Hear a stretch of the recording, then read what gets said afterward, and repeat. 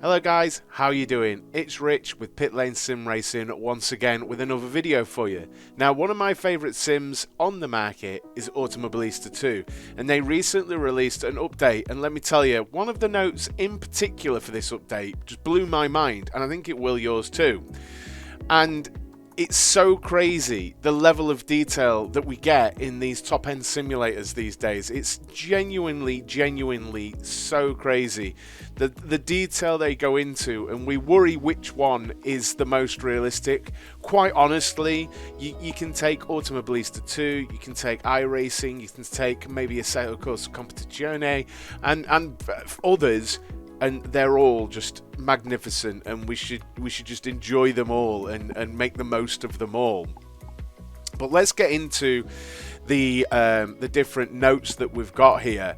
And Automobilista, the new update is about bug fixing and maintenance of older content and extending recent physics developments, as it says at the top here. And some of these are just mind-boggling. Honestly, we'll go through them though. So they've fixed some issues here. Vehicle being stuck in the pits when manual pit stop set to a no. Fixed incorrect +1 lap duration string on session overview at the first session of an event. Fixed a ghost submission failing vehicles with 8 gears. Just bug fixes, you know. Fixed pit strategy repair option not correctly updating. I guess the in-car menu, ICM, when changing saving strategies in session. I've had that happen, and it just stays at like hundreds, if not thousands of seconds. Now, this is the note that's just insane. Added engine vibration depending on the layout and firing order output to force feedback wheels. Like, just take a moment there. Added engine vibration depending on the engine layout and firing order of that engine to force feedback wheels. That's the level of detail we're going into with force feedback. Like, I could see in real cars and not... Like, I'd have no idea. And let's be real, would you? Just crazy. Crazy. I mean, what is that? What is that? We've seen things like chassis flex and stuff, but I've never seen a patch note like that. That's crazy. How do you even... I mean, it must be documented, but how do they put that into force feedback?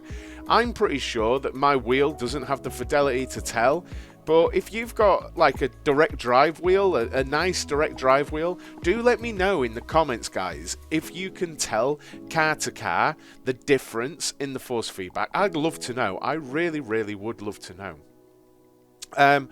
So added static personal best element to time tile screen. That's brilliant. Fixed a few different things there. And adjusted number of gears for the Coppa Uno B. Updated the Puma and Super V8 vehicle selection info per the latest physics updates. So physics, here we go, look. Extensive tyre, suspension and aero revisions for Formula Classic all generations. Formula V12, Formula V10, G1, Generation 1 I guess, McLaren MP4 12, the F Formula V10 Gen 2, the Formula Reizer, Group C, GT5 and G40 Cup. Setup reset recommended. So there's loads of cars, tyre, suspension and aero revisions. Awesome. Revised flexible axles and driveline elasticity for Formula Vintages, Formula Retros, Formula Classics, Formula V12s, Formula V10, Formula Reizer and Formula Ultimates. So all the way through your sort of F1 cars there from all ages, revise the flexible axles and driveline elasticity. We need to stop saying my sim's better than yours. Like, I know other sims have levels of detail and stuff like that, but they're all crazy, right? This is insane. Revised driveline inertia for Corvette C3s, C3R, Omega Stock, Formula V, Coppa Classics, Coppa Uno, Coppa Fusca, Hot Cars, 60s Mini, Street Cars, Group A, 2002 Turbo, RSR 74, M1, Pro Car, and Opalas. Okay? Added engine torque effect on chassis and live rear axle, if the car has one. So that, I guess that's all cars. So the engine torque effect on chassis. So I'm not entirely sure what that is, but is that when you rev the car? I know you've got torque and what torque is, but I'm wondering if, you know, that's the roll on the car and things like that.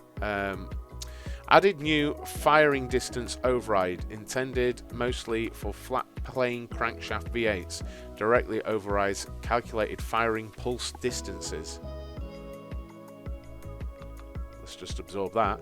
Fixed differential reaction to torque orientation on some driveline layouts.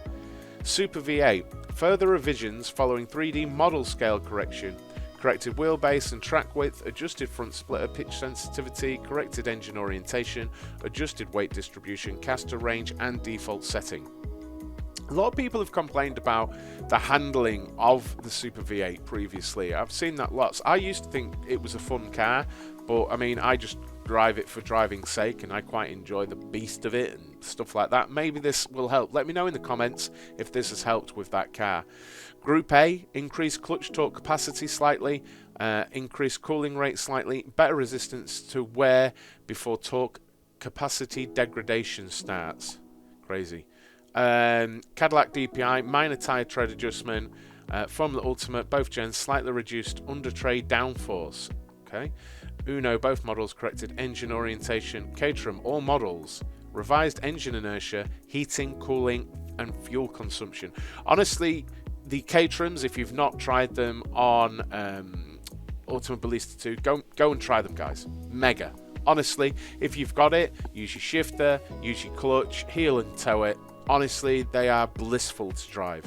ARC Camaro added clutch damage, Ginetta G40, both model, revised engine inertia and compression. Puma P052, revised turbo and engine base power delivery and fuel consumption, adjusted engine inertia, revised open diff.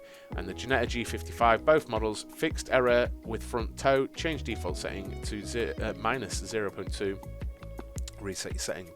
AI calibration pass for DPI, Formula V12, Formula V10, Formula Right, Formula Ultimates, Super V8, Porsche GT3 Cup, GT5, G40 Cup.